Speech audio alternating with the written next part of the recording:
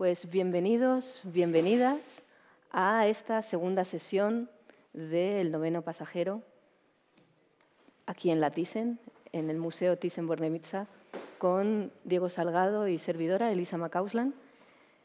Esta segunda sesión, después de haber dedicado la primera a una introducción de lo que entendemos también por estas encrucijadas plásticas en este ciclo que estamos llevando a cabo de 6 sesiones aquí en el Museo Thyssen.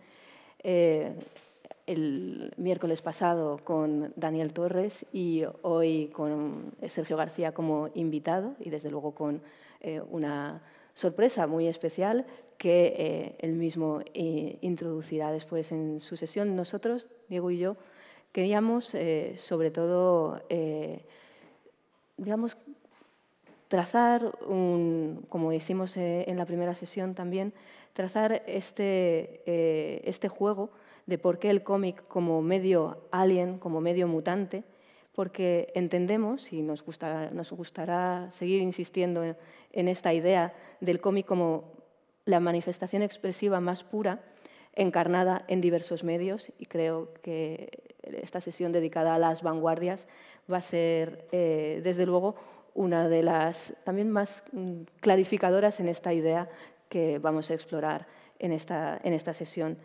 Entendemos, sobre todo, que el argumento de esta sesión va a estar,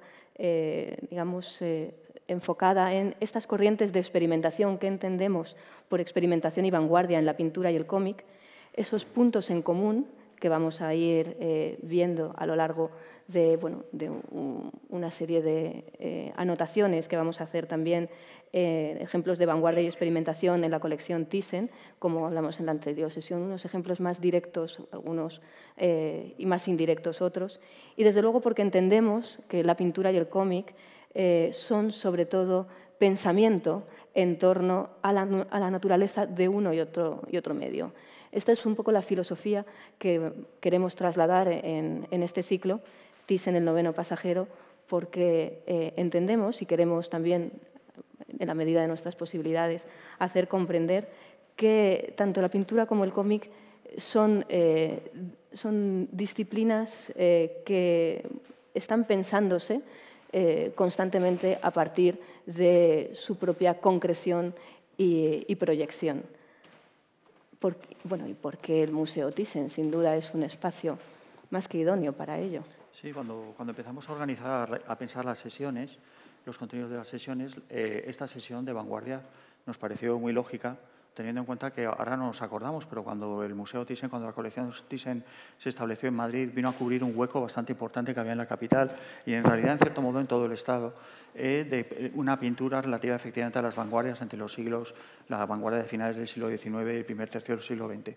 En España no había mucha representación de ese tipo de pintura y, como os digo, la Thyssen vino a cubrir ese hueco según una filosofía de la persona que orquestó la colección, el barón Thyssen, que es muy interesante frente a su padre, que era muy clasicista, no tenía ningún interés por el arte de la primera mitad del siglo XX. El barón Thyssen entendía, lógicamente, que había una relación directa, no se podía ejercer un corte, una cesura, entre lo que llamamos el arte pictórico clásico y las vanguardias. Entonces, en este aspecto, pues reunió la colección, que ahora conocemos todos, y que tiene ese gusto, por una parte, por respetar lo clásico, poner en valor la vanguardia, en establecer un diálogo entre lo clásico y lo vanguardista, de tal manera que, y esto creo que es algo que también entendemos todos a fecha de hoy, hablar de lo que es vanguardista y lo que es clásico depende de muchos factores, que es algo que saldrá en esta sesión también, porque hay una dialéctica que no es siempre tan clara como parece, y por supuesto hay que decir que la relación con el cómic es evidente, puesto que el cómic surge a finales en el puente entre el siglo XIX y el siglo XX y desarrolla lo que nosotros entendemos como algunas de las expresiones más vanguardistas del medio, precisamente sus arranques en lo que son las tiras de prensa y en concreto las Sundays, las tiras dominicales. Veremos algunos ejemplos después.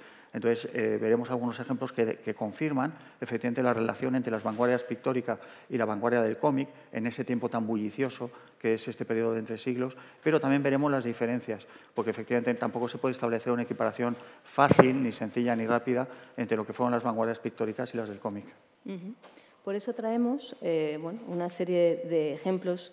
Citamos ya en la primera sesión a Lionel Feininger, porque bueno, esta podría ser una de esas relaciones más directas, teniendo en cuenta que trabajó el cómic en un principio y luego fue desarrollando su carrera profesional más hacia la pintura. Pero desde el principio, tanto lo que tenía que ver como su exploración de la geometría, tenía que también esa relación bueno, con todo lo que podríamos ir adelantando también, bueno, esa influencia también de otras disciplinas artísticas como podría ser el cubismo, ¿no? Después, bueno, esa idea sobre todo que queríamos también destacar es esa sensibilidad moderna y pluridisciplinar en el sentido de que estamos hablando de un autor, Lionel Fininger, que está en ese momento en el que, como está relacionándose, digamos que todas las disciplinas, también a partir del cómic, donde estuvo bueno, utilizando también de un laboratorio de pruebas creativo, en el sentido también de cómo desarrolló ese color no naturalista o cómo trabajó bueno, todo lo que serían sus propios experimentos que luego llevaría a la pintura, pero también a todo lo que fueron esas intersecciones entre la gráfica, la fotografía y podríamos decir que incluso hasta el diseño, ¿no? Porque es esta época proteica en la cual se están relacionando todas estas disciplinas y digamos que podríamos hablar también de un cierto ánimo, bueno, desprejuiciado en un principio que luego también se va sofisticando según, bueno, vamos viendo que el autor pues prefiere, digamos, desarrollar su disciplina más en el planteamiento pictórico que desde luego en el cómic, que lo veía desde una perspectiva más alimenticia. El caso de Feininger, como el de la siguiente pintura que os vamos a poner, que es de Ludwig Meitner, es muy interesante porque, y prefiero fijarme en el caso de Meitner, no sé si habéis visto, se detecta rápidamente la colisión en la pintura de Meitner entre lo que es, por un lado, el futurismo y lo que es el expresionismo. Todas estas líneas de fuga que se deducen de esta pintura son, por supuesto, muy similares a las que estaba practicando el cómic por ese entonces. Hay que darse cuenta que si hay algo que caracteriza el cómic, y sobre todo el primer cómic, es la línea de fuga, es la línea expansiva, es la cinética. Entonces, en este aspecto, hay que decir que, sin pensarlo, el cómic popular, y luego volveremos sobre el tema del primer cómic que nace como un medio eminentemente popular y hasta comercial, podríamos decir, porque es un elemento básico para entender la primera prensa, el nacimiento de la primera prensa, sobre todo en Estados Unidos, pero sin embargo comparten algo que aquí viene de una conciencia muy clara de estar formando parte de unos movimientos y sin embargo en el cómic surge de una manera bastante natural, lo cual no quiere decir que no haya artistas de cómic que fueran conscientes de lo que estuvieran haciendo, pero formaba parte de un nuevo lenguaje que era el del cómic, mientras que aquí, que esto es un tema que exploraremos también después, surge de una lectura y una relectura de lo clásico intervenido por estos nuevos movimientos. Aquí surge una de las primeras ideas que os queremos comentar sobre qué significa ser vanguardia. Muchas veces cuando hablamos de la vanguardia se supone automáticamente que la entendemos desde el punto de vista del propio medio en el cual se está desarrollando esa vanguardia. Entonces, por supuesto, este cuadro en su época era un cuadro vanguardista frente a una pintura más clasicista, más estatista, lo que comentábamos en la primera sesión, más lo que entendemos sobre un cuadro que es el límite en el marco sin que haya ninguna línea de fuga ni de la mirada ni de la propia cuestionamiento de la mirada del espectador. Pero si echamos la mirada tenemos más perspectiva, hay que darse cuenta de una cosa que ha comentado Elisa y que es fundamental. Las vanguardias no son tales o no son tanto, y esto veremos un claro ejemplo en el siglo XXI ahora mismo en cuestión del cómic al final de la sesión, si tenemos en cuenta que no hay que cerrarse en esa arte plástica, en concreto la pintura, sino que hay que pensar lo que se está produciendo en ese momento en todos los niveles. Estamos hablando del nacimiento del cine, estamos hablando de la ilustración absolutamente democratizada por medios de impresión, en medios de masas, que la gente lee masivamente y ya se identifica con esas ilustraciones, tiene una lectura muy familiarizada con esas ilustraciones. Y hablamos también del propio cómic. Entonces, si sacamos, por decirlo así, la pintura de su propio marco, entendemos que la vanguardia es algo bastante natural, incluso inevitable. Elisa y yo esto lo hemos comentado, hablando, por ejemplo, del underground en los años 60 en cuestión de cómic, luego volveremos sobre ello, que en realidad no solo el underground no es vanguardia, de cierta manera, sino que el underground era absolutamente necesario que surgiera. Es un poco lo que se estaba comentando de esta idea del barón Thyssen, de que no se puede trazar una línea clara entre lo que es clásico y vanguardia, porque qué es vanguardia en cada momento depende de muchos factores y hay que analizarlos todo en su conjunto. Hay que analizar lo cultural, lo tecnológico y lo sociológico tecnológico y de esta manera ver rápidamente que cada generación ejerce una vanguardia, por decirlo de una manera, porque no le queda otra. Yo añadiría también lo económico, sin duda, en esas, digamos, intersecciones que nos parecen sobre todo muy interesantes porque estamos hablando de que vanguardia muchas veces tiene que ver con contrahegemonía, pero cómo se vuelve hegemonía, esto también es algo a tener en cuenta y, desde luego, los factores económicos tienen mucho que ver en no pocas ocasiones. Como os decíamos, estábamos haciendo este viaje por la colección Thyssen con estas relaciones más directas o indirectas. Podríamos decir que la de Ludwig Wegner y La casa en la esquina es más de este conjunto de indirecto, pero relacionado, ¿no? Y aquí tenemos también a Sonia Delaunay, con contrastes simultáneos, volvemos a principios del siglo XX, y toda esta idea de la superposición y simultaneidad de colores, bueno, y una de las mayores obsesiones, además de los artistas de cómic contemporáneos a día de hoy, podríamos decir que es precisamente este juego también tanto de efectos de luz, de espacio, sin duda, también la línea entra en ello, y desde luego el color. Sin ir más lejos, autores como Roberto Masó están trabajando en esta línea. Es muy curioso porque si veis esta obra, las obras de Sonia Delaunay y de Robert, su pareja, son prácticamente lo que entendíamos al principio, lo que os habíamos comentado, que era experimentar. Experimentar no es practicar la pintura, es pensar a través de la pintura el medio. Esa es la diferencia.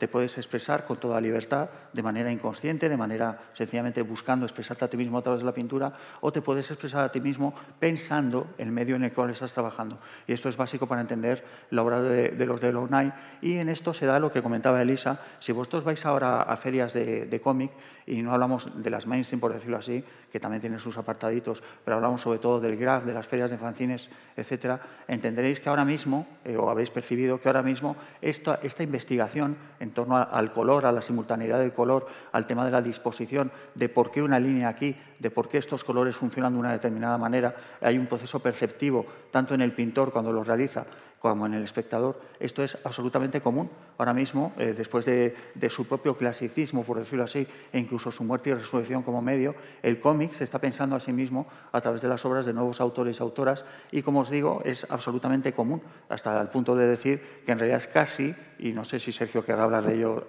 después, cuando él tenga su intervención, de que en realidad se ha vuelto incluso común.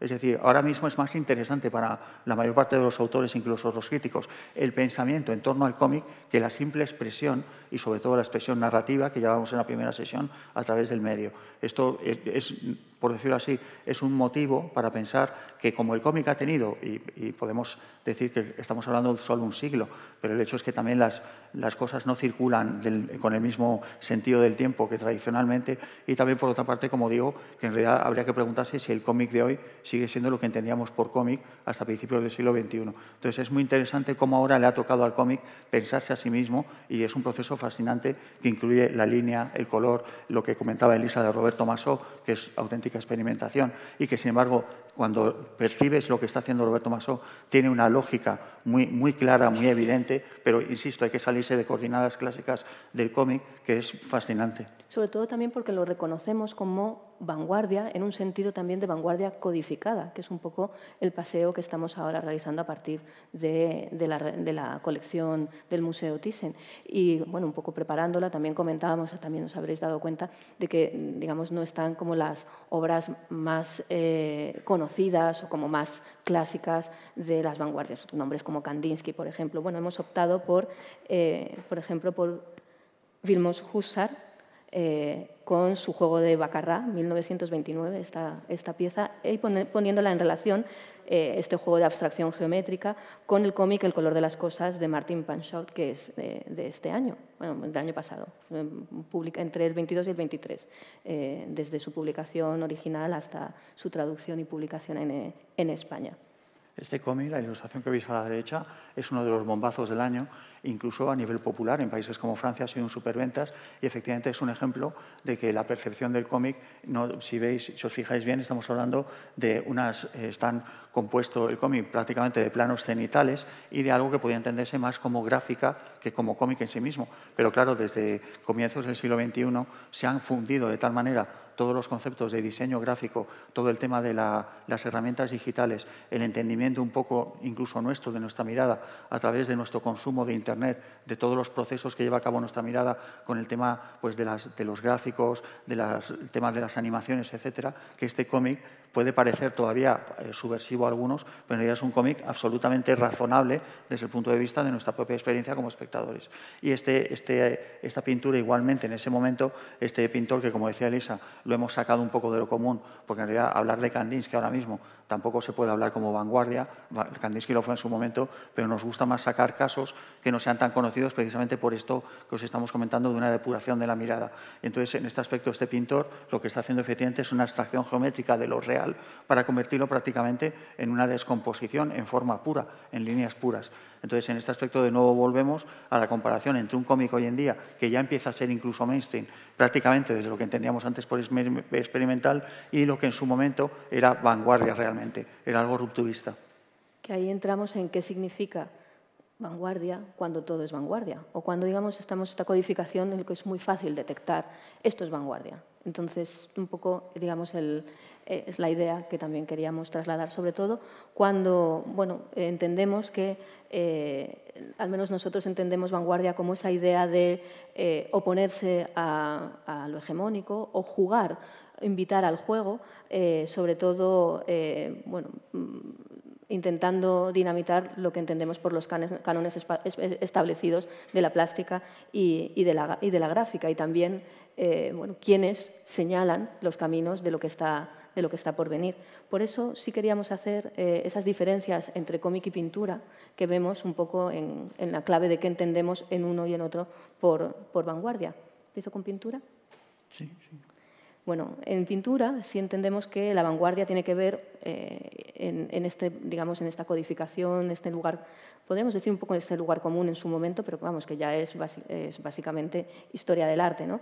Es ese experimento que lucha, sobre todo en un primer momento, contra lo establecido y, como hemos estado también adelantando, contra todo este sistema estético y de mercado que, desde nuevas perspectivas, bueno, tiene tanto que ver con las sensibilidades estéticas como avances sociales, estéticos y técnicos. Mientras que en el cómic, la vanguardia, también como hemos adelantado con Feininger y demás, es la fundación misma del medio. Hay que entender, por eso a quienes, los compañeros y compañeras que estudian los clásicos, entendemos cuando señalan, sin duda, que el medio en sí mismo era vanguardista, teniendo en cuenta que la cultura de masas absorbe, interviene, hackea, no solo también juega, frivoliza, muda absolutamente todo sin ningún tipo de, podríamos decir, inconscientemente, aunque entendemos también que algunos de los autores que citaremos a continuación eran bastante conscientes de lo que estaban haciendo, pero también con un deadline y trabajando sin duda para la dinámica de prensa de la época, ¿no? Hay una idea que también queríamos transmitiros, y en esto Elisa y yo no siempre estamos en sintonía con otros compañeros, y es la idea de que en realidad no es vanguardista quien quiere ser vanguardista, sino quien no puede evitar ser vanguardista, que es algo muy diferente. Es decir, que no hay una voluntad determinada de alguien, deliberada, de sentarse y decir voy a hacer una obra de arte de vanguardia, voy a hacer una obra de arte radical. Las cosas no funcionan así. Funcionan porque tu modo de expresión es único y excepcional y vulnera, como decía Elisa, categorías clásicas y las pone en cuestión. Esto no está al alcance de todo el mundo y por eso hablamos un poco de que esa codificación de la vanguardia, incluso hoy en día hay un problema con ese tema, porque claro, desde el momento en que tú quieres hacer algo a la manera de o identificándote con algo, hay un problema en realidad de que no estás rompiendo. Es decir, las vanguardias que estamos comentando, estas vanguardias de principios del siglo XX, en realidad ahora mismo son clásico también. No cabe seguir hablando de estas vanguardias como rupturistas. Las fueron en su momento, pero esto está totalmente asimilado e incluso tiene un valor ahora mismo decorativo. Entonces, en este aspecto insistimos porque vamos a pasar al tema del cómic popular, del primer cómic popular, que vanguardista es quien no puede evitar ser vanguardista incluso en las peores condiciones. Por ejemplo, hacer arte por decirlo así, en la cultura de masas que estaba imponiéndose ya en ese momento, en el periodo histórico que estamos hablando. Este caso, por supuesto, lo reconoceréis, es Winsor McCay, con El pequeño Nemo, Winsor McCay, la mayor virtud que tiene para nosotros, desde el punto de vista de la sesión que estamos planteando, es el hecho de que Winsor McCay bebe de una herencia que es una herencia de ilustración decorativista, una ilustración preciosista que se llevaba mucho a lo largo del siglo XIX, sobre todo la segunda mitad, y que afectaba tanto a la literatura infantil como a las revistas para adultos de la época. Y él lo que hace es intervenirla de una manera que siempre hablamos del tema del sueño, etcétera, pero a nosotros lo que nos interesa en esta secuencia es el tema del dinamismo. Si la ilustración decimonónica se caracterizaba por ese preciosismo, ese estatismo, en donde estás contemplando algo muy ligado a lo que se entendía por el academicismo, por la pintura, la mayor intervención que hace Winsor McCay es el tema de dinamizar esa ilustración. Es decir, de pronto esa ilustración es como que ella misma se despierta de un sueño y, por supuesto, no, esto es muy obvio, Winsor McCay vive el tiempo del nacimiento del cine y él mismo hace animación. Entonces es muy interesante cómo recoge esta tendencia preciosista y cómo la anima. Bueno, además tenemos ahora la oportunidad de ver en Filmoteca algunos de sus cortos en pantalla grande, que no es baladí. Sí, también subrayar que el hecho de que en el cómic la vanguardia hay que buscarla en la expresión secuencial a través de viñetas y en el espacio intersticial entre ellas, que esto es una de las cuestiones también más características del cómic y que en ese sentido también hay que tenerlo siempre muy en cuenta a la hora de entenderlo en ese sentido de vanguardia y de dónde se puede seguir, digamos, detectando esos experimentos. Sí es cierto que, aunque tú siempre comentas que es verdad que hay digamos, ese inconsciente expresado inevitable, sí es cierto que, por ejemplo, con este siguiente ejemplo que traemos aquí, sí podríamos decir que el propio George Herriman sí tenía también una cierta... desde luego no podía evitar hacer lo que hacía y cómo lo hacía, pero sí era bastante consciente también, en cierta medida, de por qué lo estaba haciendo y cómo lo estaba haciendo dentro de la propia mecánica del cómic de la época en relación con el sistema de prensa, sin duda.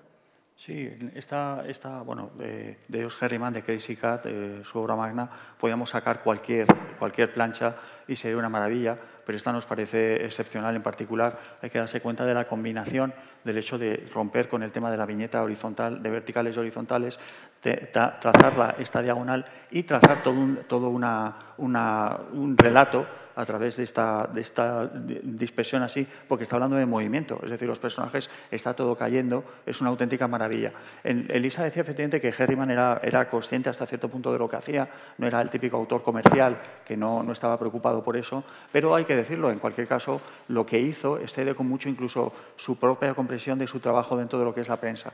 Hay que darse cuenta de que no es casual, porque el surrealismo de Herriman, que es una obra prácticamente surrealista, es muy emparentable, por ejemplo, sin ir más lejos, a la de Don Giorgio de Chirico. Si os acordáis de las pinturas de Giorgio de Chirico, con esos paisajes un poco perturbadores, abstractos, con resonancias un poco clásicas, pues la pintura, los cómics de Herriman participan un poco de esa suerte de abstracción un poco espectral y de este sentido del espacio que está totalmente, continuamente en mutación, con unos personajes abstractos que no tienen demasiado sentido, etc. Pero, insisto, Herriman, aunque fuera consciente de ello, lo cierto es que para quienes más le valoran en ese momento, quienes más valoran obras como esta, como pasa, por ejemplo, con el cine mudo, y en concreto el cine mudo, por ejemplo, de los grandes cómicos, Harold Lloyd, Charles Chaplin, etc., es el tema del reconocimiento precisamente de las vanguardias plásticas de la época. No hay nadie que entienda mejor lo que están haciendo, queriendo, sin querer, los artistas populares de la época, que, por ejemplo, movimientos como el surrealista, que lo que alaban precisamente es que cuando Herriman hace esto, o ahora, por ejemplo, podemos pasar a ver una plancha dominical de Cliff Sterrett, esto es Polian Herpals, que precisamente, por cierto, se está editando ahora mismo en España con traducción de Kiko Saedadana, de la Cátedra de Alcalá. Pues cuando nosotros vemos este tipo de planchas, nosotros nos divertimos con ellas, o el público de la época se divertía con ella.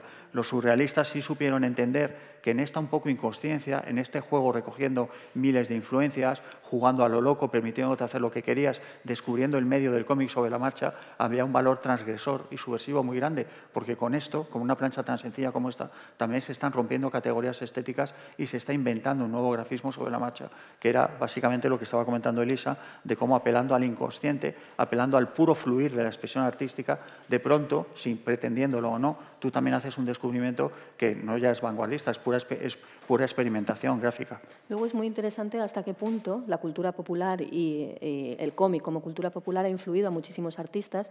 Hablábamos, bueno, ya fuera de micros también con Daniel Torres, como por ejemplo un Pablo Picasso fue especialmente fan, entre otros, de Herriman, que no nos extraña, ¿no? Pero digamos que son esas influencias que en esos momentos se dan por hechas o ni siquiera se confiesan porque en determinados contextos históricos, digamos que no tiene pedigrí, ¿no? Ahora sí, sí podríamos decir que en estos procesos de dignificación del cómic también, y también de visibilización de esa tradición, del cómic y de esas influencias, es muy interesante también lo que había pasado desapercibido en otras épocas, ver que desde luego era influyente también en las estéticas de lo que podíamos ya, bueno, a día de hoy está es más conocido y reconocido en el mundo del arte contemporáneo, por ejemplo.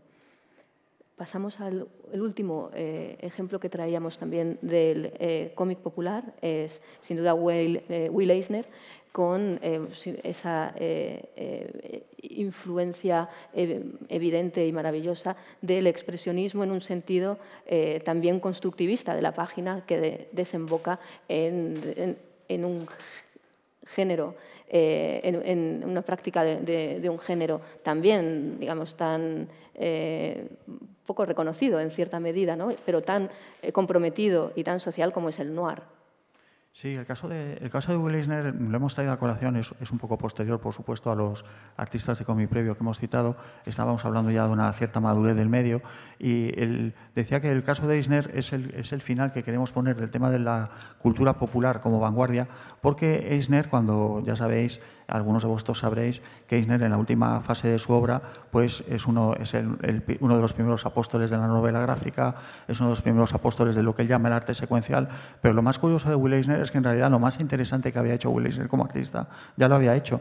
Es decir, mucho antes de Contacto con Dios, Spirit, que es su verdadera obra maestra, incluso realizada en colaboración con muchos artistas, etcétera, porque era una obra muy exigente, una historieta de 7 páginas semanal, hecha muchas veces en equipo, pero Eisner se había permitido en Spirit practicarlo todo. Y cuando digo todo, es todo. Es decir, si vosotros tenéis interés en el cómic como medio y lo que se puede hacer con el medio, con que leáis de Spirit está absolutamente todo lo que se puede intentar. Y por eso os comentaba que es el tiempo en el cual Eisner, que por supuesto también se sabe un artista en la época y sabe muy bien lo que está haciendo, pero no tiene la conciencia que estamos hablando de estar revolucionando nada. Él está haciendo algo que está en plena competencia además con la prensa de la época y luego posteriormente el comic book, y está experimentando de tal manera que llame la atención. Sobre todo lo que le interesa es llamar la atención del lector más que sus competidores, porque al fin y al cabo él y su equipo viven de que los periódicos se vendan. Entonces, en este aspecto, como os digo, es un artista popular, pero popular como además lo entienden los norteamericanos. Esto es un tema que no es para esta charla, pero que es muy interesante, que es el tema de que en el arte norteamericano y la cultura popular norteamericana nunca se puede desligar el carácter más o menos vanguardista o experimental del artista con el hecho de que quiere ganar dinero. Es así de claro. Y no tiene nada de malo. Es la cultura norteamericana, es así. No es un tema de ser capitalista o tal, es un tema de que directamente la gente entiende que lo que hace tiene un valor si se mide por dinero. En el caso de Eisner fue así, lo cual no quiere decir, como os digo, que de pronto mires en retrospectiva y te des cuenta del trabajo tan monumental que hay expresivo de cómic en una obra como Spirit. Y luego pasamos sin duda a los 60 y los 70 con todo lo que es el cómic underground. Aquí tenemos un ejemplo de Art Spiegelman que luego le dejaré a Diego para que comente, sobre todo porque estamos en ese periodo también de, bueno, desde luego el cómic popular más clásico se había estancado en cierta manera, también en un sentido temático y expresivo, que están no en pocas ocasiones relacionados, y también bueno, desde los márgenes y también desde podríamos decir también las propias evoluciones y popularizaciones de la técnica que permite la fotocopia, que permite también la producción del fanzine y esa creatividad un poco más do it yourself, háztelo tú mismo, háztelo tú misma, porque también aquí estarán los feminismos de segunda ola marcando un cierto camino y una cierta crítica también a los propios compañeros del underground en ese momento y también más adelante, influyendo en las siguientes generaciones. Lo que sí es muy interesante es cómo,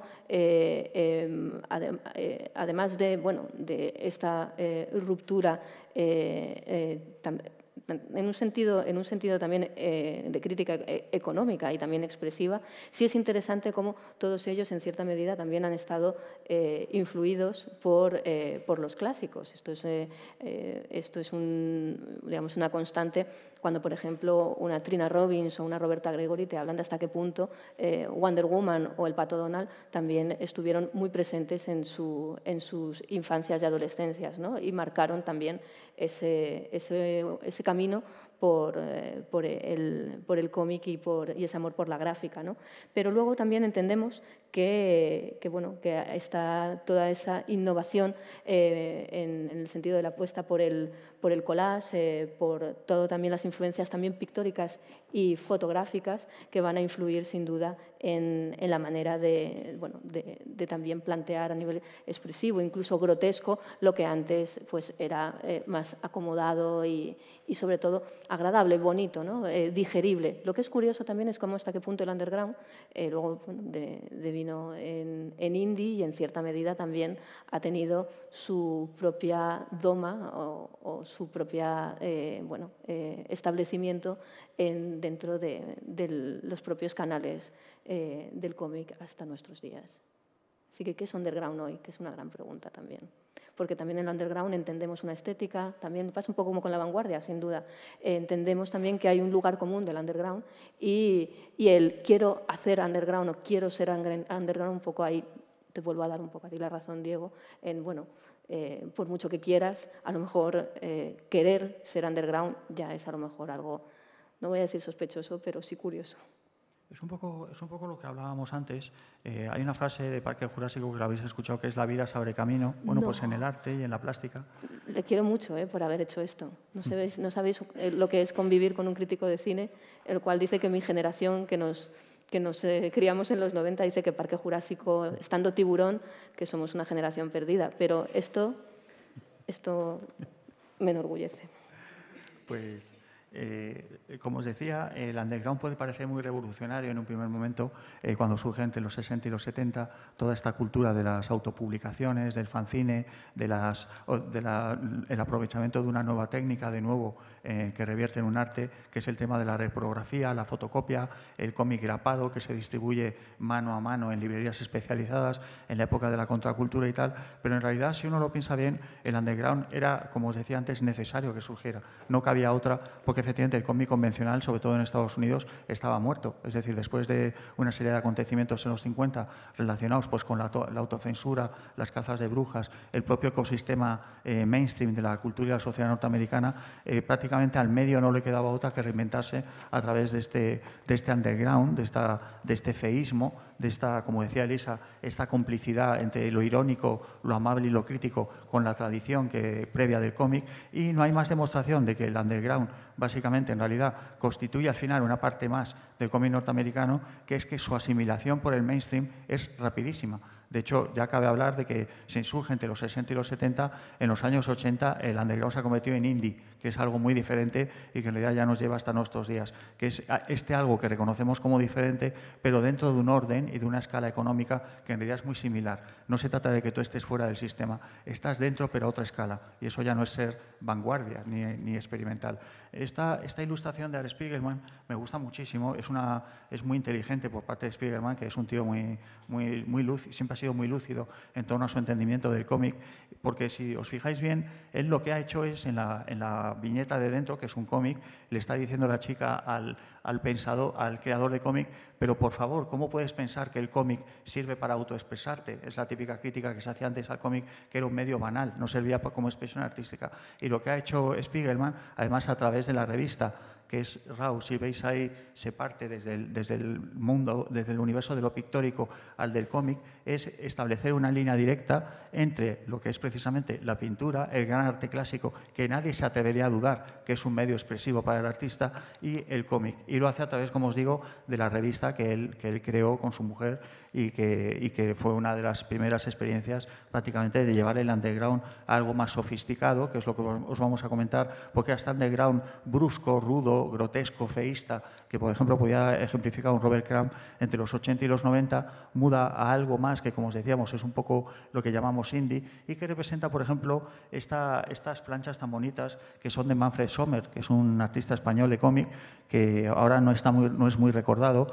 Fue famoso en su momento por Frank Capra, una obra claramente narrativa, un cómic, no voy a decir normal, pero un cómic más o menos mayoritario, y que sin embargo a partir de los años 80 esto se publica, estas páginas se publican en Cómics Internacional en el año 81, y son muy bonitas porque efectivamente está apuntando, además tiene mucha gracia porque Manfred Sommer firma en una de ellas guión y dibujos, es decir, que él está diciendo que aunque esto sea algo que no es lo que entiende normalmente el público por una obra narrativa y figurativa, hay un guión, hay una idea y hay una plasmación de esa idea a través del dibujo. Entonces, como veréis, es claramente arte secuencial que está adelantando muchos experimentos que se van a llevar a cabo ya bastante normalmente en el terreno del indie entre los 80 y los 90, y que tienen un carácter, además, no voy a decir más frío, pero sí tiene un carácter más cerebral que lo que había surgido de la rabia contracultural. Es un arte ya mucho más, que empieza ya lo que os hablábamos antes del pensamiento en torno al medio, el tema de por qué el cómic es de esta manera, por qué el cómic no puede asociarse a otras artes,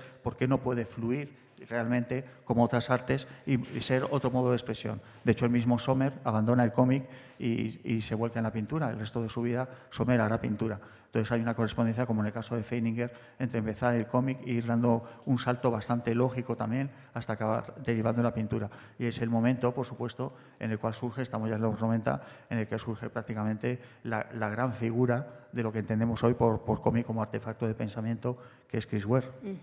Que es esa idea también, que podríamos decir más fría, entre comillas, o con una idea también de un talante investigador a la hora también de plantear el propio cómic como ese medio en el que investigar en forma y fondo. Pero sí queríamos también cerrar con ese nuevo impulso experimental en el siglo XXI, sobre todo también para darle paso a Sergio y a su intervención, porque tenemos esta crisis de las revistas para adultos en los años 90 y sobre todo también lo que ha revolucionado en cierta manera toda la manera ya no solo de producir, podríamos decir, de consumir, y diciendo consumir de una manera bastante intencionada, todo lo que tiene que ver con las imágenes y los imaginarios, y cómo todos estos nuevos medios también han tenido su influencia y ciertas manifestaciones en un sentido también en intersección con las nuevas sensibilidades feministas, ecologistas, implicadas con los movimientos sociales y sin duda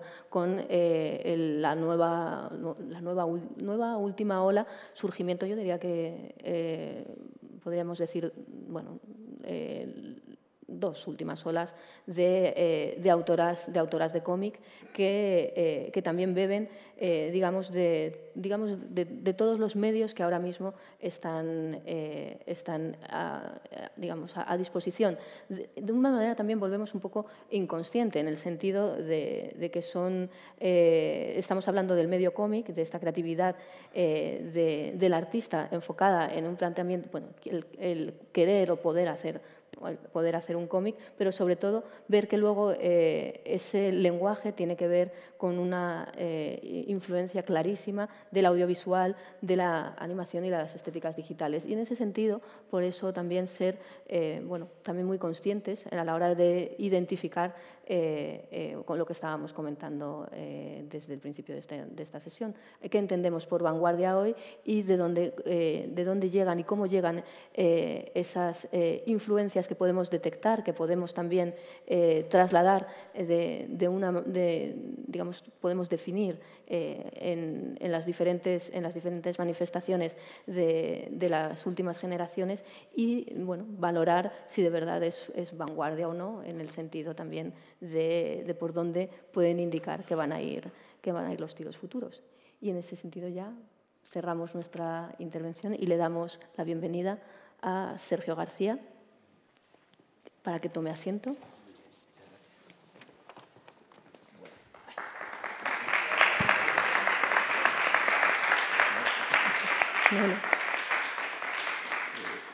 Y bueno, para quienes no lo conozcáis, pero entiendo que todos sabéis a quién tenemos hoy aquí, autor del álbum Utopía, el ensayo Cómo hacer un cómic y bueno, las portadas de New York y del País Semanal que bueno, te han hecho también popular en el orbe, teniendo en cuenta que es muy bueno, también se debe mucho también a este nuevo escenario de redes sociales y demás que hace que también esas imágenes se vean más allá, ¿no? de determinados públicos, de determinados círculos, ¿no?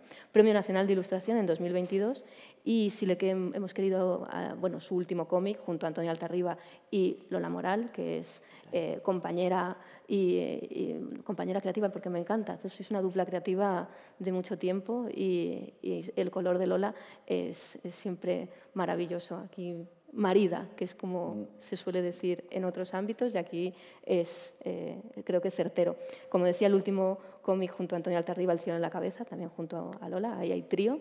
Y como decía, si hemos querido que Sergio estuviera aquí es por la afiliación con todos los movimientos pictóricos interesados por la deconstrucción de lo que es el aparato representativo, en su caso también la ilustración, el cómic sin duda, los análisis gráficos que hay en todos tus trabajos, en todo lo que tiene que ver con tiempo, espacio y movimiento y desde luego el regalo que nos ha hecho para esta sesión que es In Absentia, que la tenemos aquí presente.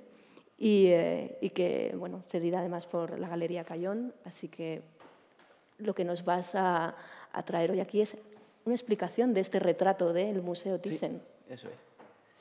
Bueno, pues lo primero, dar las gracias a Diego y a Elisa por contar conmigo. Sí, cuando me llamaron me hizo muchísima ilusión. Y también dar las gracias, naturalmente, al Museo Thyssen por permitir que todo esto sea posible. Y a mi galería, que es la galería que me representa, a Cayón, por hacer posible la locura de traer la pieza hasta aquí, que no ha sido nada fácil. Así que, Adolfo, Clemente, muchísimas gracias por haberlo permitido.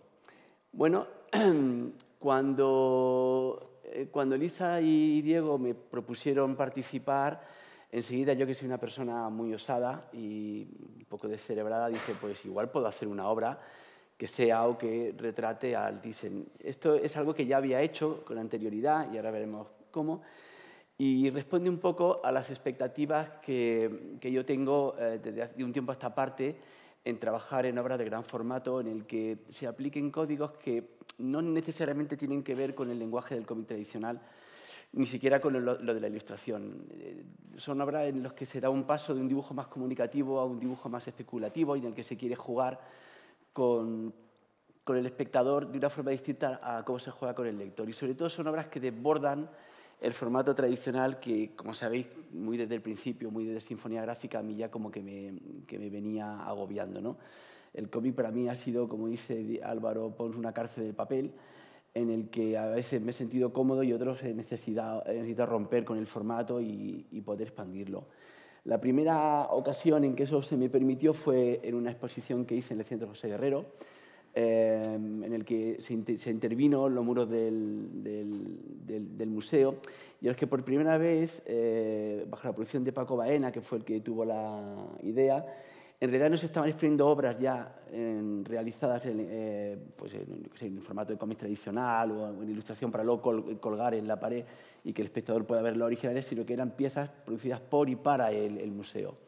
Fue una producción que constaba de 12 paneles, este es el primero, y fue mi primera experiencia con el campo de la narración en gran formato. A partir de ahí, digamos que el gusanillo empezó a picarme y entonces pues, se me ocurrió que podía hacer una cosa así discreta como dibujar el Guernica a escala 1:1 Y entonces, bueno, pues fui con ese proyecto al máster de cómic donde yo daba clase en Angulema, y resulta que, bueno, un buen amigo que es Philippe ha sido curador de exposiciones de cómic, y en ese momento dio la casualidad que el Museo Picasso de París estaba organizando una exposición que se llamó Picasso y el cómic, Picasso y la bande dessinée, y entonces el Museo Picasso y el Centro Internacional de la Imagen de Angulema produjeron esta obra que es Guerra, ¿no? Que va sobre la vida de un dictador desde que llega a ser dictador hasta que acaba, ¿no? Que funciona con un formato retablo. En fin, no nos podemos parar en esto, sino... bueno, me ha seguido interesando este tipo de reinterpretaciones, esta mirada al pasado, y dentro de esta serie de trabajos que se hacen a escala 1:1, junto con Lola, hicimos una exposición pandémica que se llamó Tu corazón me pertenece, en el que ella hizo una serie de piezas bordadas y piezas cerámicas, y por mi parte pues yo abordé, en este caso, un ejercicio de redibujo, porque lo que hemos visto anteriormente son reinterpretaciones muy libres, y aquí se trataba de un redibujo de la obra de Botticelli, de la serie que hay en el Prado de Nastagio de los Onesti. Y ya, pues, finalmente, para una exposición antológica que se hizo en mi ciudad, en Granada, en el Hospital Real, que se llamó En Línea, pues produjimos Familia, que está inspirada en las Meninas de Velázquez, y también tiene escala 1:1, y que en este caso, en vez de representar a la familia de Felipe V, representa a mi familia, en mi casa y mi familia, y bueno, con mi perrita ya fallecida y todo eso. De modo que, bueno, fue justo en ese punto cuando Adolfo y Clemente vieron, algún día les preguntaré cómo, acabaron conociendo de mi existencia, y me propusieron trabajar muy amablemente para su galería, y para mí pues ha sido como un acicate, ¿no? Porque me ha permitido crear obras que me permiten expresar todo aquello que en el cómic pues a veces no lo puedo hacer, ¿no? Y aquí en un dibujo más relacionado con el arte contemporáneo se puede hacer. A mí me ha gustado siempre trabajar con las sugerencias. Recuerdo cuando a Adolfo le propuse que él me propusiera temas, y dijo, hombre, es que los artistas normalmente no hacen eso. Digo, pues a mí me gusta, a mí me hace ilusión. Entonces me propuso hacer una versión de la Venus de Botticelli, y yo lo que hice fue coger el todo por la parte, ¿no? Y aquí en esta obra que se llama Lilith, que forma parte de la serie Retratos de artistas inexistentes, pues hice una revisión de la obra pagana de Sandro Botticelli. Hay reminiscencia a la primavera, pero también a la propia Venus, en fin, hay un poco de todo. Y continuó sobre una reflexión en torno al paisaje, la representación del paisaje. Me gusta que en cada obra abordar un tema concreto. Aquí era una reflexión sobre el paisaje, y concretamente un contraste muy osado entre la obra de Claudio Lorena y el land art. En la parte inferior tenemos a Asiodo, que está arando un bustrófedon, que bien podía ser un trasunto de cualquier obra de land art, de intervención sobre el terreno, y en la parte de arriba pues una representación muy libre de un paisaje desde el punto de vista contemporáneo, en este caso usando el efecto zoom, sobre todo, en el que se ve la parte y se ve el todo de forma simultánea. Cada una de las formas geométricas que reproducen parte de la vegetación o de los árboles, en realidad, pueden ser una visión global o una visión de efecto lupa. No sé si se aprecia muy bien en la imagen, pero es así. Y finalmente, la última obra que he hecho para ellos por ahora es una revisión del clásico de Fra Angelico, La Anunciación, que paradójicamente coincidió en el tiempo con el temita que tenemos ahora en Gaza. O sea, cuando yo estaba haciendo esto no estaba ocurriendo todavía gran cosa, y justo fue terminarlo para Estampa y ocurrir todo lo que ocurrió y lo que sigue ocurriendo. Y bueno, pues hay algunos elementos que a mí me gustan particularmente, como por ejemplo el tema del embarazo de la Virgen a través de la meiosis celular que podemos ver en la parte inferior, y cómo la reproducción celular se produce, ¿veis?, en toda la parte de, bueno, pues eso, del suelo y tal. Y luego, pues nada, aquí en la parte de... Porque en este caso San José no es un carpintero, sino que es un impresor subversivo, y María está leyendo un libro en el que en un lado pone paz en hebreo y en árabe, y en el otro pone guerra en hebreo y en árabe, pero ambos están enfrentados entre sí. De modo que cuando es paz para uno es guerra para otro. Bueno, y a partir de ahí pues surge el reto de cómo retratar el Thyssen, Bueno, yo venía ya de trabajar en el campo de la ilustración, he hecho varias aproximaciones al retrato de recintos museísticos. Esto es un retrato del Gabinete de Dibujo y Estampas del Prado, ese edificio de Rafael Moneo, y fue una doble página que realizamos Lola y yo, en este caso el Colores de Lola, para la revista M21, que es una revista que es muy interesante. Sin ser madrileños nos invitan, ahora desgraciadamente no tenemos tiempo para participar, pero hemos hecho aportaciones que nos han divertido muchísimo, la verdad, porque nos dan total libertad y creatividad, está muy bien. Bueno, en este caso veis que el edificio aparece y también se superponen pues obras de Goya, de Rivera, en fin. Luego también tuve la ocasión, junto con Lola, de hacer la portada para la revista de la Fundación Juan March, en este caso el propio edificio de nuevo es el contenedor, y en él podemos ver las actividades que se producen dentro de la propia fundación. Y para lo que tenemos a la derecha es una portada que hice para New York, inspirado en el MoMA, y por primera vez ya no dibujo el edificio del MoMA, sino que cojo la parte por el todo. En este caso es Oogie Boogie, de Piet Mondrian, que está girado para que tenga un formato vertical, y en el interior se dibujan algunas de las obras que hay en el MoMA. Esta portada fue muy divertida porque hubo un coloquio, un debate entre la redacción y la dirección de arte del New Yorker y el propio MoMA para ver qué obras tenían que aparecer y no. De hecho, hay 7 versiones distintas de la misma portada, porque hay unas discusiones y bueno, al final quedó esto. De modo que a la hora de abordar este retrato del Thyssen, pues también quería coger una obra emblemática que me representara. De hecho, probablemente mi obra favorita del Thyssen, por muchas razones, es Metrópolis de Gros. Primero porque yo adoro a Gros, es probablemente mi dibujante favorito de todos los tiempos. Me gusta muchísimo cómo trata el tema de la perspectiva, del abatimiento de plano, de la jerarquía de representación, el efecto de rayo X, la distorsión de la figura, en fin, lo tiene todo.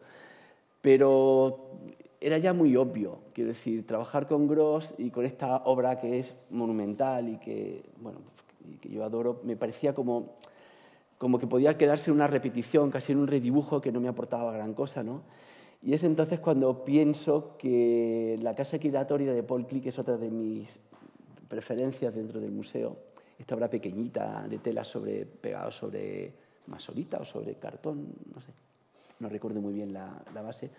También resume gran parte de lo que a mí me interesa como dibujante, ¿no? Es una obra que tiene un efecto de giro, sin que gire. Ahora veremos que la intención de la obra final que he realizado en realidad tiene esa intención, ser realmente una casa giratoria. O sea que... Pero bueno, aquí ya se intuye que hay, mediante la aplicación del mal llamado dibujo infantil o dibujo primitivo, hay una serie de aplicaciones sobre abatimientos de plano a la hora de representar el espacio que nos dan esa sensación como de que es una casa que realmente podría girar.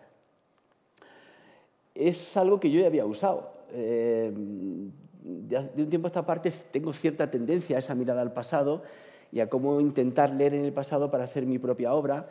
Y en el año 2020, tengo que mirar lo que tengo muy mala memoria, en el año 2021, pues el grupo Lori Meyer nos propuso hacerle toda la gráfica del último disco, Espacios Infinitos, el que hasta ahora es su último disco. Tienen que sacar ya uno nuevo, 2021 hace ya mucho tiempo. Así que estoy pensando en sacar un nuevo disco. Si no, ni nos oye. Y bueno, pues como veis ya se ha aplicado un poco el concepto de casa como contenedor, de contenedor de historia. Sabéis que parte de mi investigación en la universidad y que luego se implementa en el trabajo que hago de investigación en ilustración, en cómic y ahora también en el caso de obra para sala, pues tiene que ver con varios conceptos que son la narración multilineal, el dibujo trayecto, el bustrófedon, la jerarquía de representación, los formatos expandidos y naturalmente los contenedores de historia, es decir, un elemento contenedor en el cual se desarrollan diferentes historias. Y la casa, desde luego, el edificio, desde hace ya muchísimo tiempo, es probablemente uno de los contenedores más interesantes y más usados a la hora de la historia del arte, como veremos. Luego hay otra cosa que me apetecía hacer, y es que siempre hablo yo a mis alumnos de la relación entre figura y espacio, cómo establecer esas relaciones.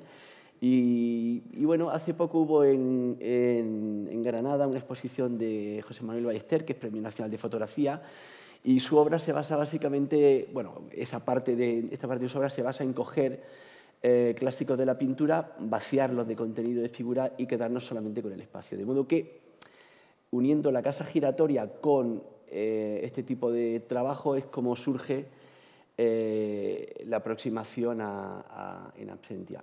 Y aquí quizás podríamos hacer un breve inciso, un pequeño paréntesis para explicar a la gente que amablemente ha venido hoy a vernos cómo entiendo yo el espacio representado en este trabajo, ¿no?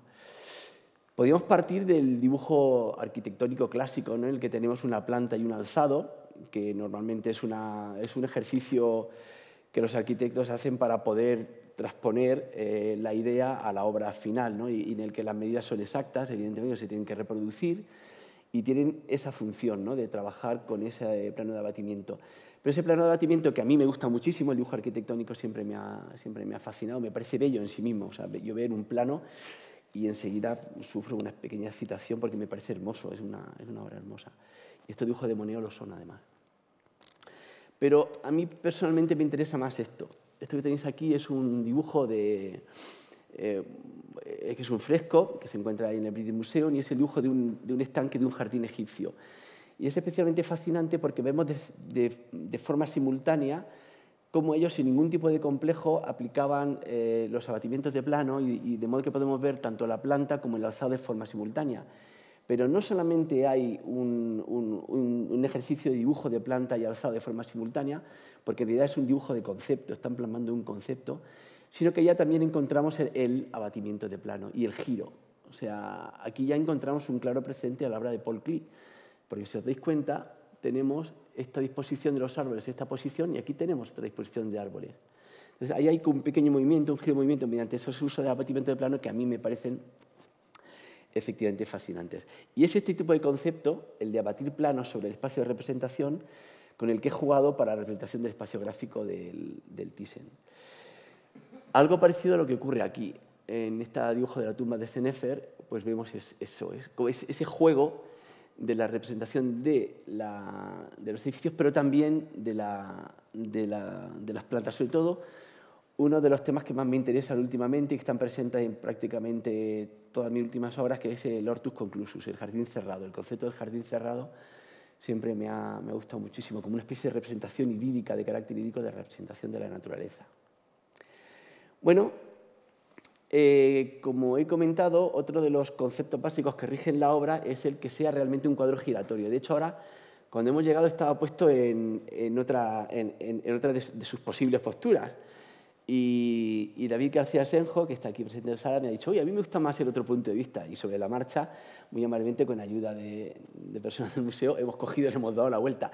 Porque está pensado realmente para que se pueda colocar en las 4 posiciones del espacio. De hecho, por detrás he visto que se le han puesto solamente 2 apoyos para poner en el muro, pero voy a proponer a la galería que por favor se pongan en las 4 posiciones del espacio para que la persona que pueda finalmente hacerse con la pieza pues la pueda efectivamente girar y disfrutar de ello. Y ahí se ve un ejemplo muy claro, cómo el cuadro, en este caso que está en la parte central, actúa como eje de giro, en este caso de la chimenea con el cuarto de baño, ¿no? Se puede apreciar muy bien ahí en la parte central del... A ver si te den los ojos, Diego.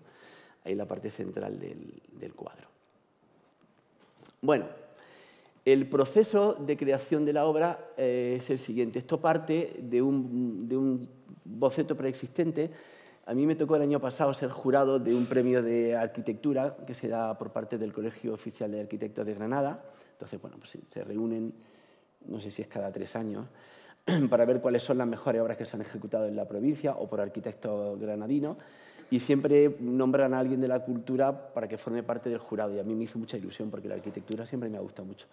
Y al final pues, nos pidieron que hiciéramos una especie de texto explicativo sobre lo que había supuesto nuestra experiencia como jurado. Y yo pues, prefiero dibujar a escribir, sinceramente. Siempre lo he preferido.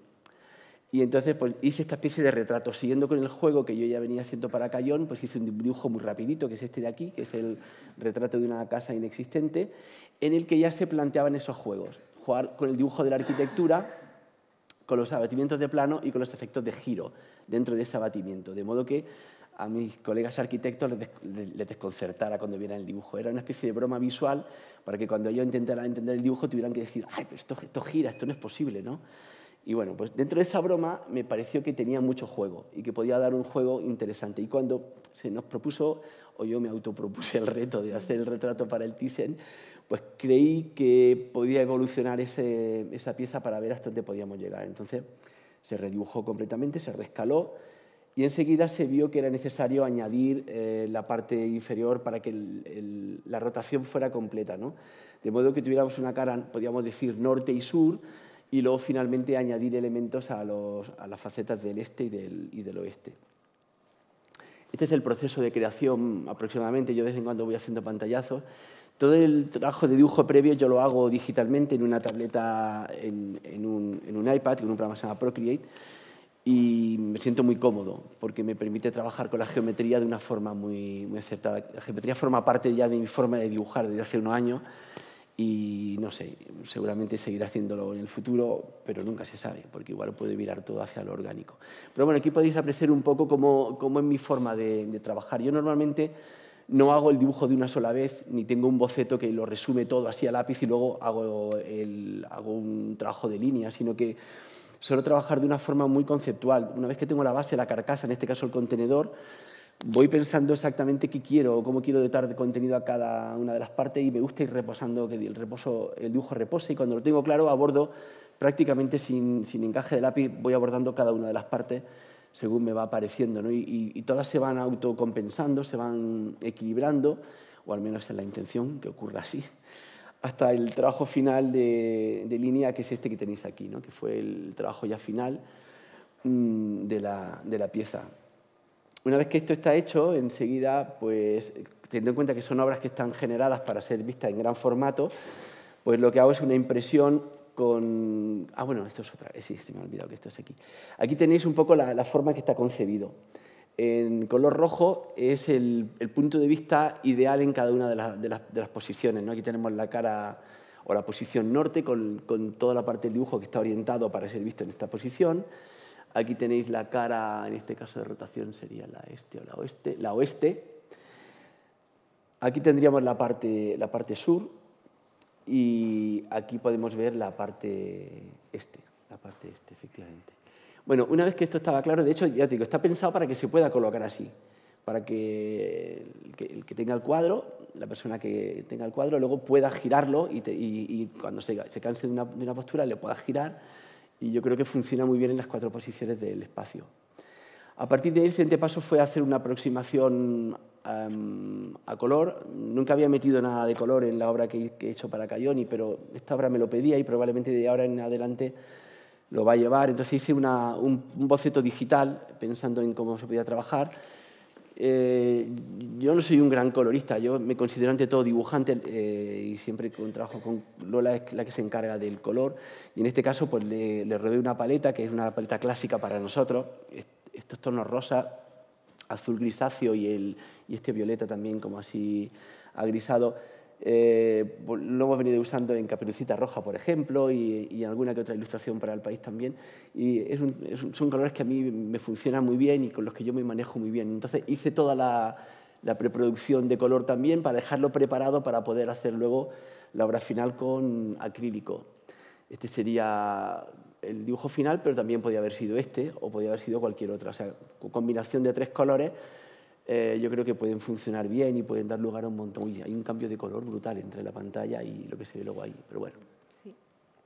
A continuación, la línea se imprime con tinta de látex, que es una tinta muy resistente técnicamente, aunque nadie ha estado 100 años con el lienzo ahí expuesto, pero con estas técnicas que se usan de restauración se supone que a plena luz aguanta como mínimo 100 años, expuesta a la plena luz, y es una técnica muy resistente, y que se puede imprimir sobre el lienzo imprimado, valga la redundancia. Es una imprimación acrílica y da muy buen resultado. Yo estoy muy contento con este tipo de producción. Y a partir de ahí lo que se hizo fue preparar las 3 gamas de acrílico con la ayuda de Lola y se dieron todas las bases sobre el lienzo. En casa, bueno, nos tuvimos que manejar con lo que tenemos, que es una mesa muy grande, y para poder intervenir y colorear, porque luego está todo redibujado con línea, no podíamos tener el formato vertical porque para mí es muy incómodo. Yo estoy acostumbrado a dibujar en horizontal. Entonces, Lola estuvo aplicando tintas planas a toda la obra y luego, pues, con ayuda de rotuladores Posca sobre todo, se intervino, o sea, se hubo que redibujar, pues, no todo, pero gran parte de la obra, ¿no? Hasta alcanzar el resultado final. Durante el proceso hay cosas como que me apetecía hacer, que en el boceto digital era una textura absolutamente plana y que luego, sin embargo, pues era interesante trabajar con puntos de color. Por ejemplo, todo el jardín, toda la parte del jardín del Hortus Conclusus, a ver si funciona. Aquí eso está hecho todo con micropuntos de color rosa, En fin, también un poco como aparece ahí en la naranja y en muchas de las partes, ¿no? Luego también, por ejemplo, en el sillón FB51 de Gropius también se aplicó esa técnica, ¿no? Bueno, aquí tenéis ya el resultado final. Bueno, para terminar quería haceros una... Claro, como es un retrato del Thyssen, pues quería hacer un poco el juego con el MoMA. Lo que pasa es que en este caso no tenía que ser tan evidente, porque en la portada que hice para New York es obvio que el lector tenía que reconocer cada una de las obras, y aquí no es estrictamente necesario, sino que es más un divertimento que yo quería hacer conmigo mismo y en el que lo importante es que existiera una coherencia gráfica en toda la representación, porque ten en cuenta que vamos a ver obras de Freud, vamos a ver obras de Magritte, obras de Wesselmann, obras de Hopper, y claro, cada uno tiene una línea de definición muy distinta y se trataba de uniformizarlo con una sola línea, que en este caso es la mía, que es la del dibujante que lo hace. Pero bueno, me gusta mucho trabajar con este tipo de referentes y la verdad que me lo he pasado especialmente bien. Es obvio que la primera referencia que vamos a encontrar es pues, la casa giratoria de Paul Klee, que es la base de todo y de hecho que aparece redibujada en una esquinita de la casa, en la parte superior. Luego me fascina muchísimo también, porque como es un recorrido por el Thyssen y ver exactamente cómo puede ser mi visión así personal del Thyssen, de las obras que más me gustan, me encanta la habitación de hotel de Hopper, y a la hora de dibujarlo, pues lo que se hizo fue aplicar todos los conceptos de proyección frontal que yo suelo aplicar en este tipo de obra, en el que no hay una perspectiva evidente, sino que la profundidad se produce por la superposición de planos sobre el espacio y un punto de vista frontal en la representación. Por lo tanto, hubo que cambiar todo el punto de vista de la visión original del cuadro de Hopper. En el caso de Hockley y de Moholy, antes he preguntado a una persona se me ha dicho que se dice Nagy, ¿no? Nagy. Sí, siempre me ha costado mucho pronunciar el nombre de nuestro amigo Laszlo. Pues fue un redibujo, evidentemente quitando cualquier traza de figura existente. En el caso de Hockley fue necesario. Y en el caso de Nagy, lo que hice fue invertirlo porque me venía mejor con la composición de la habitación de Hopper, que está justo a continuación. Entonces invertí el sentido de segmentos de círculo. Bueno, aquí está un poquito forzado, pero es que me gusta muchísimo esta distribución que tiene Van Doesburg en composición 20 y lo apliqué en la bajada de la escalera, pero de una forma mucho más ordenada dentro del interior del escalón y naturalmente reduciendo la gama cromática a los colores con los que estaba realizado el resto de la obra. Bueno, aquí tenemos a Gross. Ya os dije que una de las posibilidades era trabajar con el cuadro Metrópolis, pero este dibujo... Porque yo creo que el Gross dibujante me fascina casi más que el Gross pintor. Y el plano tatliniano, que está basado en Tatlin, efectivamente, pues me parece una de las obras maravillosas que tiene el Thyssen, porque usa el dibujo, usa la acuarela muy bien, él era un gran acuarelista, Gross, y el collage. Me encanta como el uso del collage, que era muy típico de los dibujantes de la nueva objetividad, y muy común también en el humor que se hacía en contra del nacionalsocialismo en aquella época en el que se usaba muchísimo la técnica del collage y que se puede ver en la esquina superior, o sea, en la esquina sur, en la grada sur de la casa. Bueno, lo de Richard Estes ahora ya no es uno de mis autores favoritos, pero cuando era estudiante sí. Yo recuerdo que vine al Thyssen por primera vez cuando estábamos en la carrera. Y Lola, la exposición que vimos de Modigliani fue aquí en el Thyssen. Sí, ¿verdad? Venimos a ver una exposición de Modigliani que a Lola y a mí adoramos Modigliani.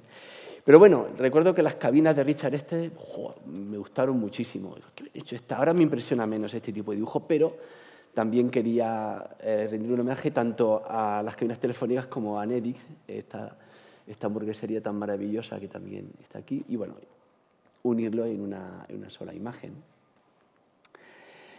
Bueno, la butaca o el sillón F51 no está, que yo sepa, en el Thyssen, no tenéis que comprar una, a partir de ahora ya tenéis que comprar una para la colección. Pero bueno, tenía que dibujar una butaca y en vez de poner una butaca de mi casa, pues preferí buscar a alguien, en fin, de la Bauhaus, que tuviera relación también con los artistas de la nueva objetividad, en cierto modo, y encontré esta pieza de Gropius que me gusta mucho. Me gustó muchísimo, sin embargo, encontrar la fotografía, porque no hay fotografías originales de la pieza de Gropius. Hay reproducciones que hacen ahora diferentes gente que se dedica a fabricar mobiliario, pero no encontré más que esta fotografía, la verdad, buscando, que es muy interesante. Bueno, aquí veis cómo se han aplicado las técnicas del punteo, ¿no?, a la hora de trabajar con los podcasts, de las cuales estoy bastante contento. Y en general, toda la arquitectura que aparece en el perímetro de la doble casa girada, pues tiene que ver pues, con casi toda la búsqueda que se hace por parte de gran parte de los artistas que trabajan a principios del siglo XX. Me gusta mucho Feininger, efectivamente, pues porque a los que venimos del mundo del cómic es una debilidad, pues ese carácter dual que él tenía y que también habéis vosotros citado ahora en la presentación, pero también a Itten, ¿no?, que, bueno, esa geometrización de la representación del paisaje pues tiene mucho que ver con los gustos que yo tengo en este momento, ¿no?, ahí en la fábrica. Y que se dan también en otras obras, por ejemplo, esta obrita de Bonciere, de La casa junto al río, que es muy chiquitita y que a mí me apasiona. Esa forma de tratar la geometría de la representación de la ventana, con un cierto grado de abstracción ya en ese momento, me pareció muy interesante, y también lo suelo aplicar mucho yo a la hora de dibujar, y naturalmente la calle Nueva York de O'Keeffe, ¿cómo se pronuncia? ¿Tú que eres anglófona? Georgia O'Keeffe. Yo siempre he dicho Georgia O'Keeffe, pero O'Keeffe, me puedo estar equivocando sin ningún tipo de problema. Si tú lo dices, debe ser O'Keeffe.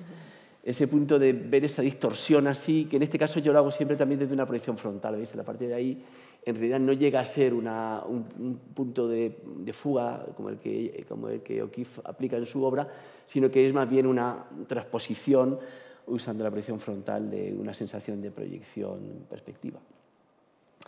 En el caso de Otto Dix me costó muchísimo más, porque claro, como todo era el señor con el perro, pues, y no podía dibujar ni perros ni señores, pues lo que hice fue fijarme en la parte de la decoración de la cortina que hay debajo, y generé una pequeña abstracción que le apliqué al cobertor del dormitorio principal de la casa. Bueno, el caso de Lucian Freud es mucho más complejo, porque me apetecía muchísimo jugar con la geometrización. Entonces es un poto, ¿verdad? ¿O qué es exactamente? ¿Qué es? No, eso no es un poto. Una higuera no es tampoco. Es una higuera. Sí, bueno, pues el planta esa tan enorme que hay en el interior, el gran interior Paddington, pues está todo geometrizado y representado con una serie de líneas en el que, bueno, pues se trabajan, ya veis, con un degradado primero de línea y luego con un rotulador acrílico. Ese pelo espero que no haya quedado en la obra final. Veo que hay un pelo ahí. Sí, ahora lo vemos si se ha quedado ahí o no. Esperemos que no.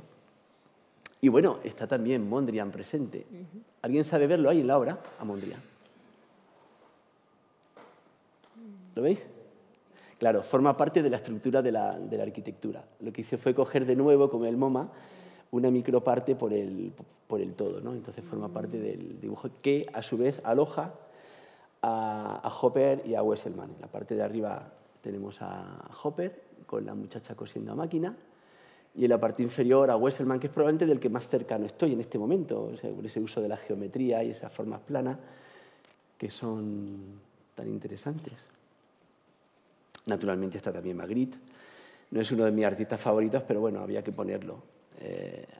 A Magritte y La llave de los campos. Y también Roy Lichtenstein, el Mujer del cuarto baño. O sea, justo en esa esquinita de la bañera de ahí está la señora con su esponja. Y bueno, vamos a terminar con el Hortus Conclusus. Y fíjate tú que no tiene nada que ver, pero una de las obras que más me gustan de lo que tenéis aquí, y de hecho hay ahora mismo está en el Reina Sofía, hay una exposición absolutamente maravillosa. Yo pronuncio Ben Shaw, pero no sé si es Ben Shaw o Ben Shaw, ¿cómo se pronunciaría? ¿Shah? Ben Shah, como el Shah de Persia, ¿no? Sí, algo así. Bueno, pues es esta identidad que me parece fascinante, esta unión de las manos, y lo he querido representar dentro de mi Hortus Conclusus con esa especie de sucesión de árboles que casi que se abrazan entre sí, ¿no? Y naturalmente la Virgen con el niño en el Hortus Conclusus. Hicisteis una exposición, de hecho, dedicado al Hortus Conclusus. Me encantaría ver ese catálogo, a ver si os voy a echar un vistazo, porque no hay catálogo. No se hizo catálogo. Bueno, pero tendréis una selección de imágenes seguro, ¿no? Que me podréis pasar amablemente. Vale, vale, vale. Muy bien.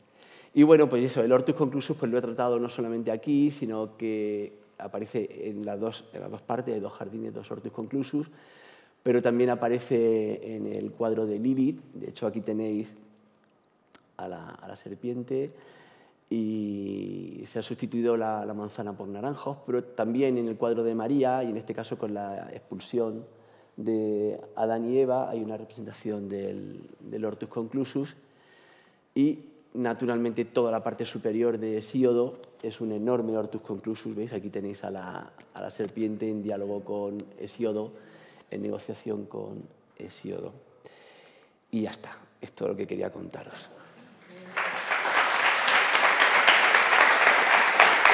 Bueno, ¿qué hora es? 20. Bueno, tenemos 10 minutitos por si tenéis alguna duda, insulto o consideración que hacer. Y yo os invito, hombre, ya que está la obra, que paséis a verla, que la veáis en directo, ¿no? Porque es como mejor se ven estas cosas. De todas formas, ¿tenéis alguna duda? Incluso algún halago, no sé, algo. ¿Cuántas inspiraciones, cuántos cuadros has metido de esto que nos has enseñado? ¿Aquí? Sí. Ay, pues no sé, he perdido la cuenta. No sé, y habrá 14 o 15, no lo sé, supongo. ¿Qué? 20. Ah, pues hay 20, hay 20. No me acordaba, 20, sí, sí. Aquí hay una pregunta. No se puede hablar alto, tiene que hablar El proceso al es, micrófono. primero pintas a mano alzada y luego delineas. Bueno, ¿Cuál es el proceso? Soy dibujante, no soy pintor, yo me considero dibujante. Entonces, Sí. ¿dibujas a mano alzada primero? No, en realidad desde un tiempo a esta parte ya apenas sí hago bocetos. Lo que hago es intentar conceptualizar aquello que quiero dibujar. Durante un tiempo lo visualizo y voy casi directamente a huevo. Hago un mínimo encaje y suelo dibujar directamente con la tinta, en este caso digital. Pero sí, lo hago directamente. No hay un boceto previo así muy definido, ¿no? Dos preguntas. La primera, porque he escuchado que tenías que meter una butaca, que no podías meter un perro o un personaje. ¿Era deliberado o era un punto de partida? Sí, una decisión mía. Por eso el cuadro, así muy inteligentemente, se llama In Absentia. Vale. Sí, pero fue una decisión. O sea, uno cuando tiene que abordar una obra tiene que tomar una serie como de reglas de juego que se autoimpone para que la obra tenga sentido. Y en este caso, pues una decisión que es igual una decisión muy tonta, fue la de no dibujar figura. De hecho, fíjate, en una primera versión pensé hacer todo el trabajo previo y luego incluir la figura como si se tratara de fantasmas, con una especie de mancha de color. Pero no me convencía, porque gráficamente iba a quedar muy diferenciado de lo que es el dibujo de base. Y lo veía un poco extraño, y decidí que no, que realmente funcionaba muy bien sin figura y además cumplía con ese juego del dibujo hecho por y para la arquitectura, pasado por el tamiz de Sergio García. Sí, bueno, sí, pero sí que está hecho por y para no dentro del dibujo como operación mental, ¿no? Sí. Y en esto, claro, al no tener personajes, al estar dibujando el espacio, abatiendo planos, hay un jueguecito, ¿no? Que si de unas partes vemos unas como con el norte-sur, otras otras. En el proceso, ¿seguías algún... A ver, tenías, aunque fuera un juego propio del proceso de creación, alguna parte narrativa dentro de ese espacio? No lo hay. De hecho, si tuviéramos que conceptualizar esto, yo soy muy de conceptualizar, por eso ser profe y tal, yo definiría esta obra como un plano multifocal, es decir, un plano que tiene muchos focos de interés de forma simultánea, pero en este caso no hay tiempo. A ver, miento si digo que no hay tiempo, porque sí que lo hay. Hay espacio y hay muy poco tiempo, que está representado en la parte inferior por un sol y una luna. No sé si lo veis en la parte inferior. Ahí indica el paso del tiempo, pero es un tiempo que es completamente atemporal, valga la redundancia, deshumanizado. Representa el día y la noche, pero porque el día y la noche lo es todo, igual que podía ser también un nublado, si fuera necesario. Pero vamos, no hay una historia de unas personas que viven dentro. Aunque siempre la ausencia de la persona también marca la presencia de la persona, claro. porque si hay gente que usa una cocina, pues es porque hay alguien que habita en una cocina, ¿no? O una chimenea que en un principio estaba encendida y luego justamente por ese juego decidí apagarla y que no tuviera fuego en su interior, que no hubiera nada que indicara una acción concreta, sino que fuera una representación atemporal. De hecho, y te hago un paréntesis, gran parte de la pintura o el dibujo oriental en contraposición a la pintura y el dibujo occidental, sobre todo después del Renacimiento, se basa en la temporalidad, frente a la búsqueda de la temporalidad por parte de Occidente. Podemos pensar, por ejemplo, en el impresionismo. El impresionismo es un juego de búsqueda de lo temporal, de lo concreto, del momento concreto, ¿no? Mientras que en Oriente, sin embargo, eso se obviaba. Si uno ve un cuadro, o sea, una estampa, por ejemplo, de Hokusai, ¿a qué hora del día está hecho? ¿Importa eso? No. Pues eso es lo que se pretende representar aquí. No sé si eso responde a tu pregunta. Un momentito, que llegue el micro. Solo un matiz y paso rápido. Sí, sí. Pero lo digo para que si no, no se graba. Por eso la mía es muy breve. No, perdona. Con un pequeño matiz, hubiera metido el Thyssen también en el propio color. O sea, el color que tiene el vestíbulo sería casi el tono rosa que tiene. Estaba pensado. Para la siguiente lo piensas. Pero no quería decirlo a ver si lo averiguáis vosotros.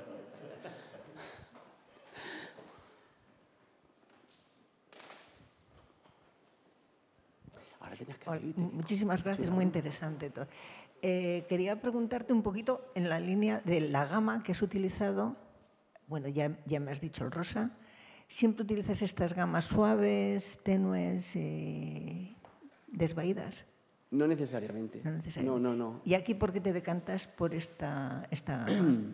Pues casi es un ejercicio de nostalgia, ¿sabes? Porque esta pieza a la que te he hecho referencia, que la podía haber puesto, la verdad, que es Caperucita Roja, supuso un antes y un después en nuestra vida como dibujantes, ¿sabes? Porque veníamos de una época más clasicista en el campo del cómic y la ilustración y en un momento dado tuvimos una enorme necesidad de cambio, el mercado no nos lo permitía, y entonces tuvimos un tiempo así de stand-by que fue ciertamente desagradable porque no conseguíamos encontrar nuestro camino y esta obra nos abrió el camino y desde entonces le tengo mucho cariño a esta gama cromática. De hecho, la he vuelto a usar en algunas portadas para El País, por ejemplo. También se usa así. Gracias. Sí. ¿Cuánto tiempo te ha llevado a hacer esta obra? Mira, si te contesto igual queda un poco pedante, pero 40 años. Sí. Claro, porque en realidad la ejecución en sí casi es lo de menos. Es más bien todo lo que uno tiene como de aprendido a lo largo de su vida para poder llegar a hacer este tipo de cosas. Pero bueno, la obra en sí, ya broma aparte, que no es una broma, en realidad es una afirmación. Pues no lo sé, ¿cuánto, Lola? No lo sé. Yo qué sé. 15 días, 3 semanas, es que no lo sé, no te sabría decir con exactitud porque como hacemos varias cosas de forma simultánea, o sea, no se dedica uno a hacer solamente esta pieza, pero bueno, sí. Hola, Sergio. Mi pregunta, bueno, iba a ser más un comentario más que de la obra, era, seguro que recordarás la crítica gráfica que hizo Art Spiegelman por el MoMA, lo de alta y baja cultura. Ahora que estamos en un museo, ahí salía la crítica mucho a Lichtenstein, ¿no? Que también has puesto ahí. En esa guerra del cómic como baja cultura, tú ahora estás, se está exponiendo, ahora estás con esa, bueno, pues, una multivisión, porque al final estás en cómic, en portadas, en tal. ¿Seguimos siendo baja cultura, el cómic? ¿Vamos a seguir siendo vistos como baja cultura? O... No sé, desde mi punto de vista no hay debate, Pedro. Quiero decir, el dibujo es dibujo, ¿sabes? Yo soy dibujante y lo que hago le pongo el mismo énfasis, el mismo interés a una portada de New Yorker que a una página que me pida M21 que a...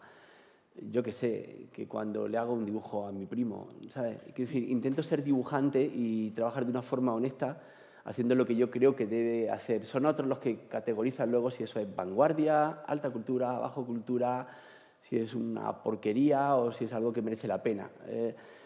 Ese tipo a mí no me corresponde hacer eso y es una consideración que ni siquiera me preocupa lo más mínimo. O sea, yo soy dibujante e intento de una forma más o menos honesta, hacer que mi dibujo evolucione a lo largo de mi vida, y es lo que más me apasiona, tanto como profesor como profesional del dibujo. Hacer que ese dibujo evolucione y que llegue a algún punto, no sé, imagino que también creo que decía eso Hokusai, creo que fue que lo dijo, ¿no? Que cuando tuviera 100 años alcanzaría la maestría, solo que no llegó a tener 100 años.